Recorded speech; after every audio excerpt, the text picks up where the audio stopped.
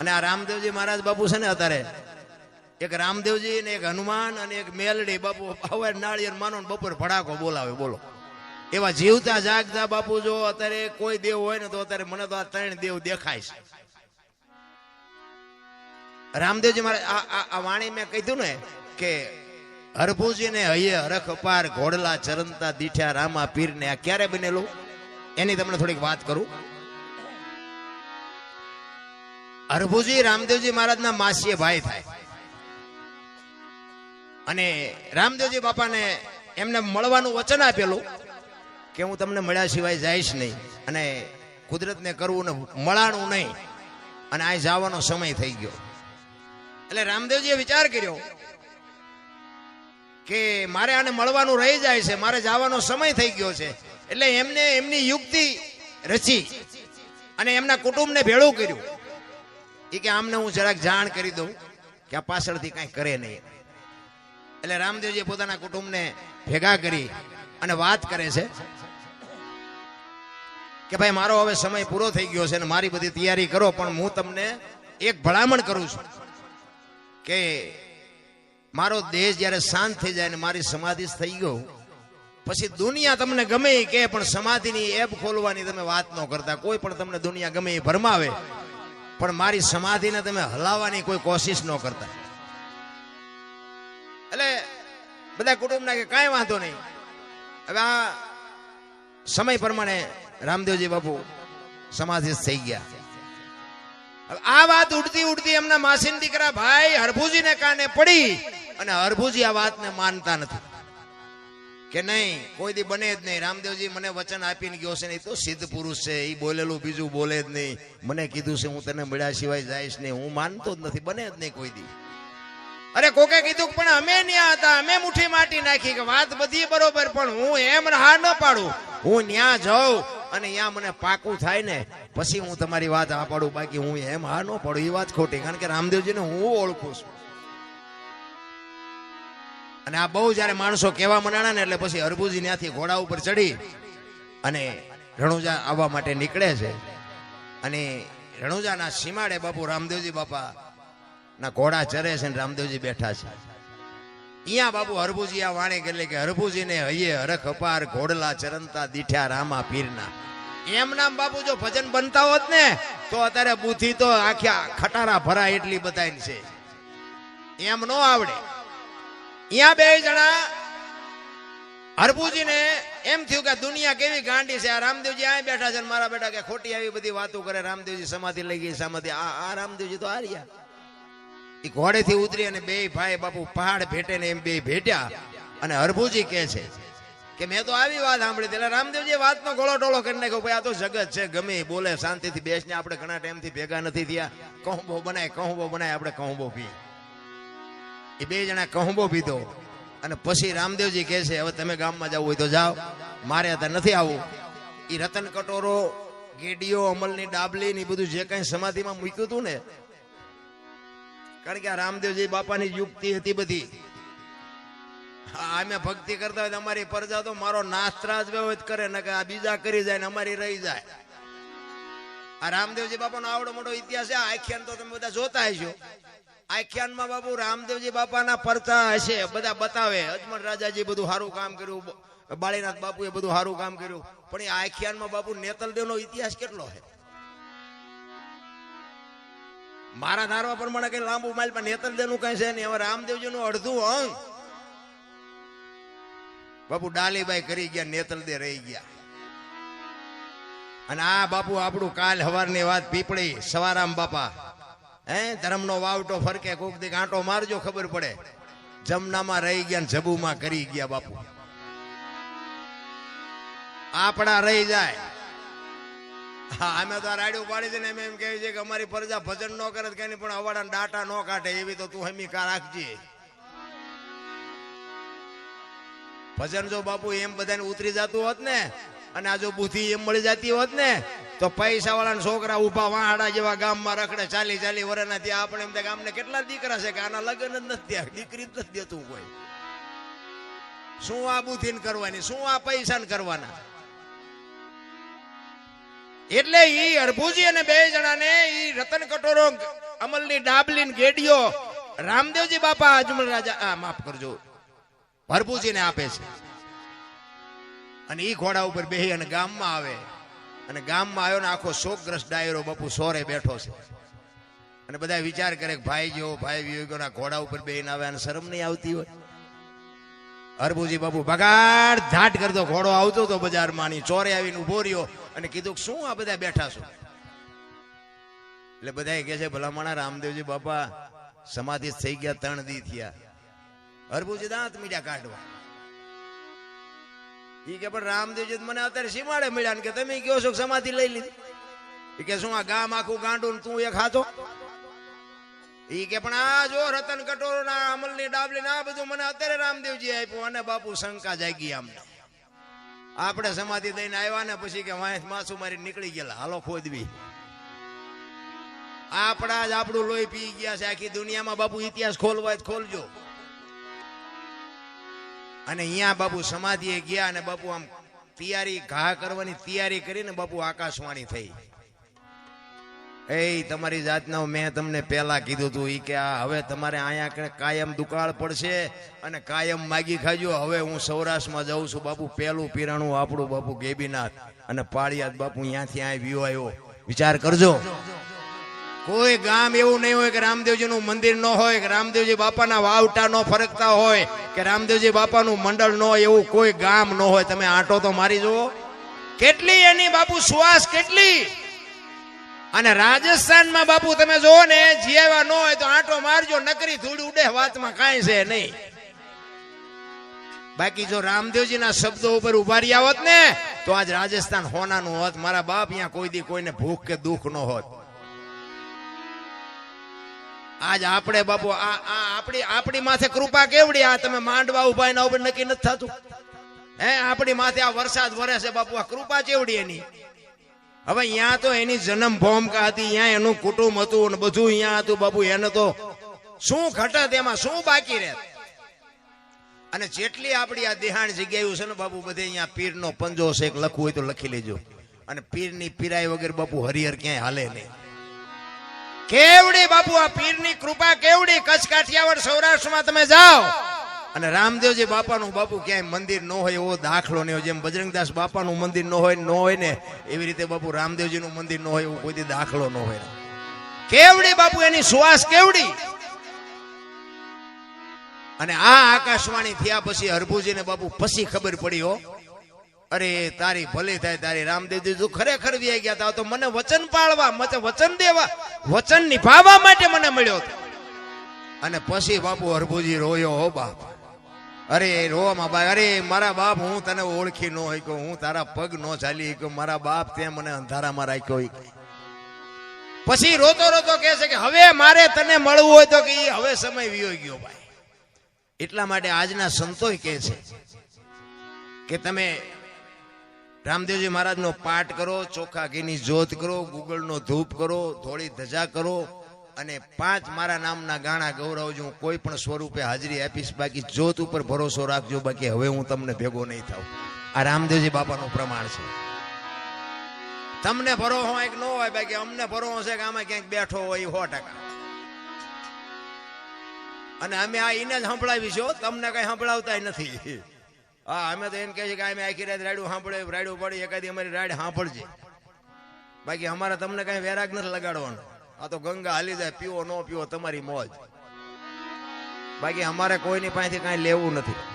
પણ સંતો કહે છે એક ઘડી હાથી મેં પુણ્યાદ કઈક કરી લેજો. બાકી માણાનો ફેરો ફોગટ નો વ્યો જાય લખી લેજો. નકાર જો કે આ બધો ડાયરો તો જાણે તો છે ને. આયા હું ઘણી વાર બધા પ્રોગ્રામ કર્યા છે ને એમાં પાછો થાનનો ખટારો મેં 20 વર્ષ આપ્યો. એટલે અનુભવ બધા કર્યા છે, થયા છે, ઝઘડા કર્યા છે, માર્યા છે, માર ખાધો છે, બધું કરી લીધું છે. અને ભજન બાપુ ચારે હુજે ખબર છે. કોઈ આપણો ધણી ન થાય ને પછી ભજન હુજે. આ પૈસાના તમને ભલે ભજન ઉપર ગમે એટલો પ્રેમ હોય પણ આ પૈસાનો બાપુ ફુગાવો એટલો છે ને તમે ભજન નહીં કરી શકો. એ મને ખબર છે.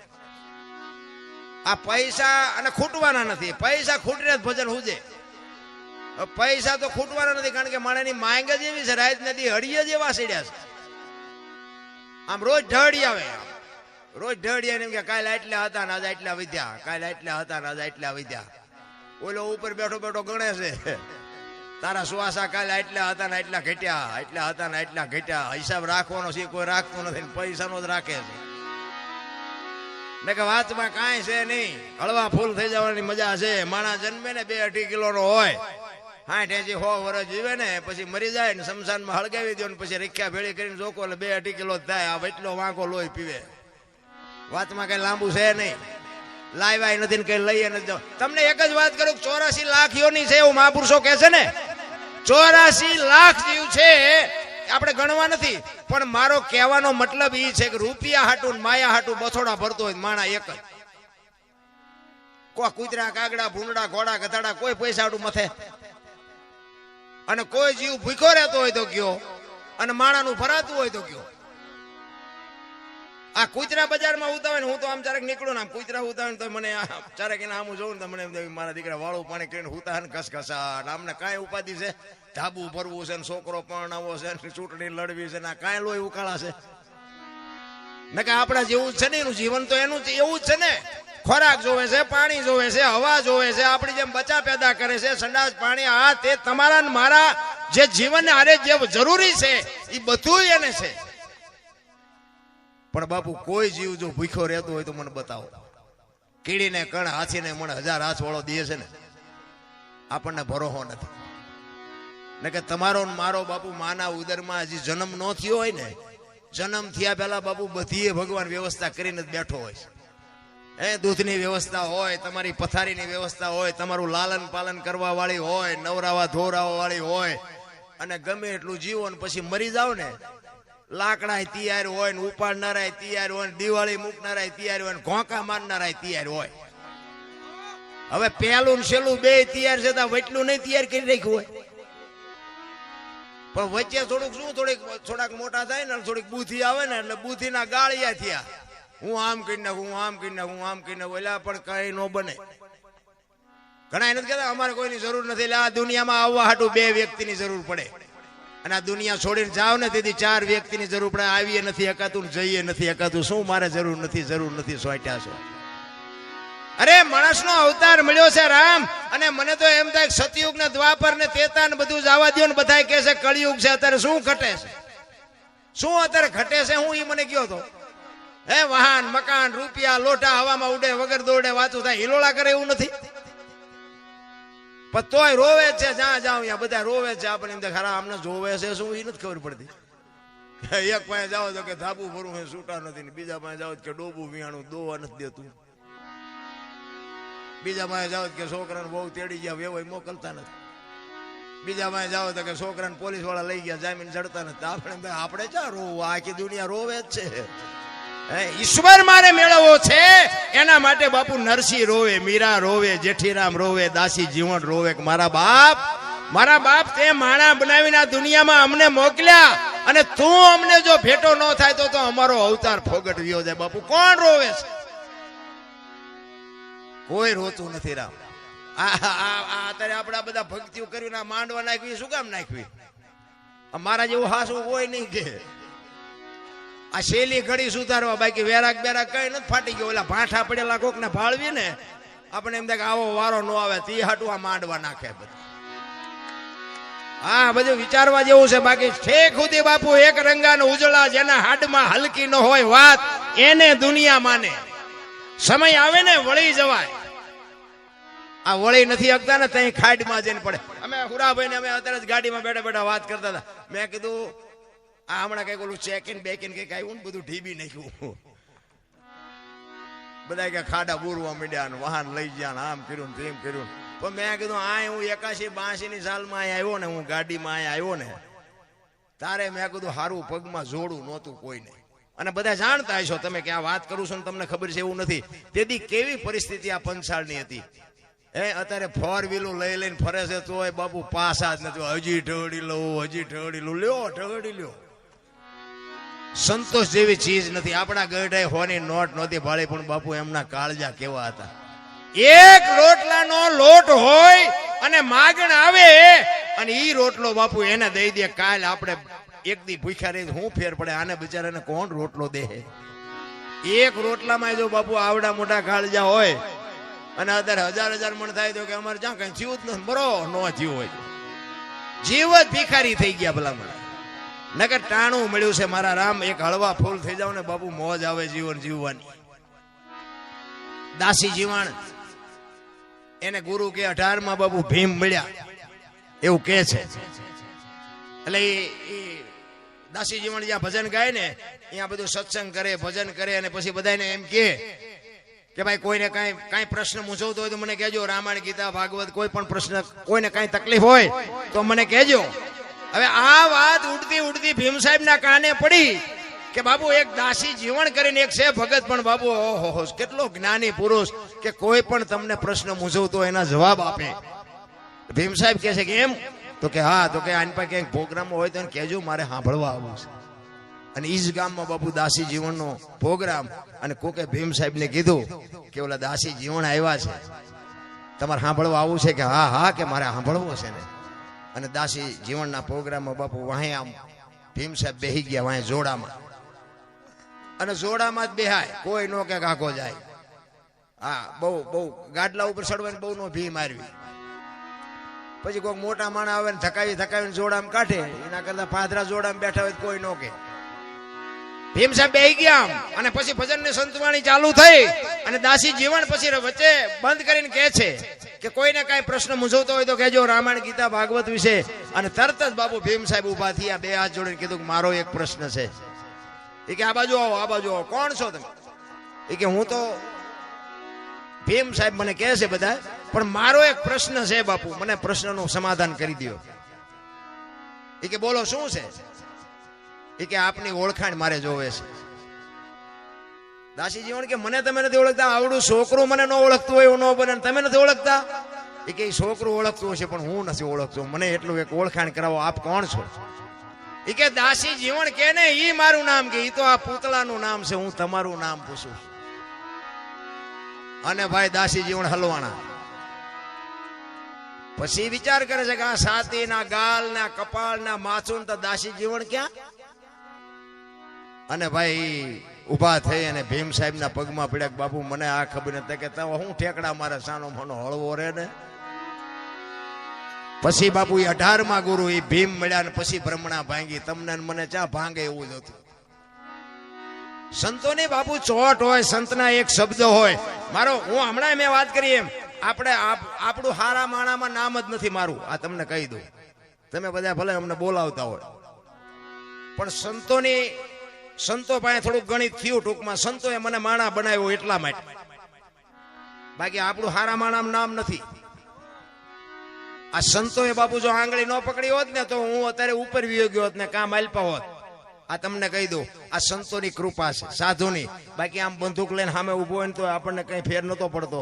પણ બાપુ સંતો બાપુ જયારે મળે ને, એક જાડેજા જેવા જાડેજાને સતી તોરલ મળે, અને આ કાંઠે બારવટીયો હોય ને હામા કાંઠે સંત બનાવી દે ને, આ સંતોની તાકાત છે, આ સાધુની તાકાત છે. કારણ કે આ છે ને બુદ્ધિનો કે આ વિજ્ઞાનનો વિષય જ નથી. અત્યારે અમને બધા સાંભળે છે, એટલે આ બહાર હો અહીંયા ગામમાં તો બધી આબરૂ જેટલી છે, આવો તો ખબર પડે. પણ કહેવાનો મારો મિનિંગ એ છે કે સમય મળે ને પછી પાછું વળી જવાય, પાછું વળ્યા પછી એ માર્ગ પકડાય નહીં. એટલે મેં હમણાં કીધું ને કે આવા આયોજન કરતા છે ને એને લોહી તો પીતા જ છે. એમ જાડેજો સતી તોરલ મળ્યા નહોતા ને ત્યારે બાપુ આમ બજારમાં નીકળે ને બારીઓ બારણા ફટોફટ બંધ થઈ જાય. અને ઈનો ઈ જાડેજો સતી તોરલ મળ્યા, અને પછી તોરલના લુગડા માથે લઈને જેથી નદીએ જાતો હતો ને ધોવા, તેથી જે દુનિયા એની માથે વિતાડી છે ને, એ તો જાડેજાનો આત્મો જાણે. તમે બાપુ આ દુનિયામાં માર્ગે ચડો ને પછી તો દુનિયા તમારું લોહી પી જાય છે. ફરમ હોય ફટકેલી અને સુલે ચડવું પડે, પણ આવળ હોય અલબેલી અને કોઈ ન પૂછે કાગડા. દુનિયામાં બાપુ તમે કઈક અમે આવું બોલીને ગાઈને અમે પછી હેઠા ઉતરીને એટલે જેટલા અમારું લોહી પીવે. આ તમે આવડવા નતો બોલ્યા, અહીંયા જો આમ બોલ્યા હોત ને તો સારું. આ આમ બોલ્યા હતા ને આમ બોલ્યા, પણ અહીં આવીને બે બોલો કરા, કાનની બુટીઓ લાલ થઈ જાય છે કે નહીં? આ તમે એમ માનો છો કે આ હેલું છે? આ નાક કાન ઘરે મૂકીને આવે ને એ ભજન કરીએ, તમારું કામ જ નથી. અમે તો આ તો ઘરનો ડાયરો છે, બાકી હું તો બહાર ગયો હોય તો કહી દઉં કે આ તમારું, કારણ કે અમે અહીંથી એમ કે રામા પીરની જે અને અમારા સામે ઉઘરાણી આવ્યા એમ બેઠા હોય, એટલે આ જે તો બોલો ભગવાનની જે છે અમારી નથી. હવે ઈ ન કરી શકો, બીજું શું કરી શકો? ફરમ હોય ફટકેલી એને ચૂલે ચડવું પડે. તમારી કિંમત હશે એટલે દુનિયા તમારું લોહી પીશે ને તમે લુખા ગુંડા હશો ને તો તમે આમ હાલાવતા હશો ને દુનિયા બજાર મૂકીને વહી જાય, બોલો હાલો હવે ચાલો આપણે આમ વ્યા જાય. આનું નામ દુનિયા. દુનિયાને જગતને ભગતને કોઈ દી પત્યું જ નથી, કારણ કે આ દુનિયા છે ને કોઈ વાતે હાથમાં જ નથી આવે એવી દુનિયા. એક ગામની બાજુમાંથી બાપ દીકરો બે ઘોડું લઈને નીકળ્યા. બાપા ઘોડામાં જ બેઠેલા, છોકરો હેઠો આલ્યો. તો સોરો અહીંયા બધી રીધી સીધી બેઠી જ હોય.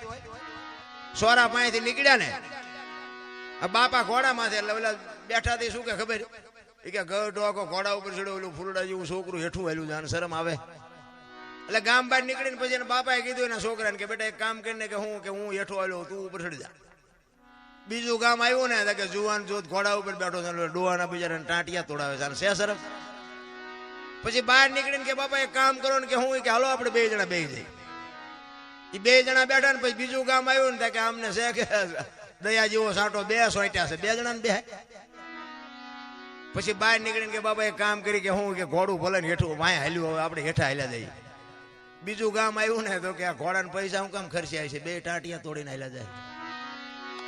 હવે આ દુનિયાને કેમ તમે પૂગી શકો? રામ બુદ્ધિના ગાળિયા થયા, ગાળિયા. તમને અને મને એક બુદ્ધિ આપી હોય અને કોકને કંઈક દેવાની વાત થાય ને તો માણસને એમ થાય પૈસા દેવાની જ વાત કરે બધા. એવું નથી. કોકને હારી સલાહ દો ને તો બાપુ મોટું ડોનેશન છે. આવા કંઈક કામ કરતા હોય ને એને હારો કંઈક પડખે ટેકો દો ને તો એક ડોનેશન છે.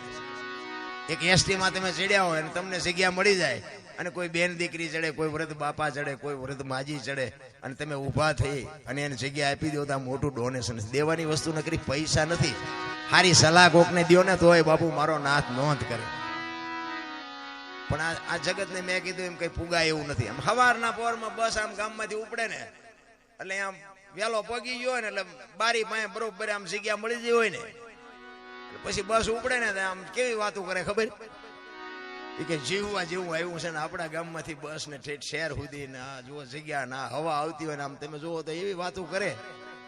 અને બીજે દી થોડોક મોડો આવે અને આખી બસ ભરાઈ જાય અને દાંડીઓ ચાલીને ઉભો હોય ને પછી શું કે ખબર કળિયુગ આવી ગયો. બસ રાતમાં એક જ રાતમાં કળિયુગ આવી ગયો. પણ બેટા ત્યાં કોઈને આપી હોય તો તને કોક આપે ને. દેવું નથી અને લઈ લેવું છે નકરું દુનિયાને. એમ પતે એવું નથી નારાયણ.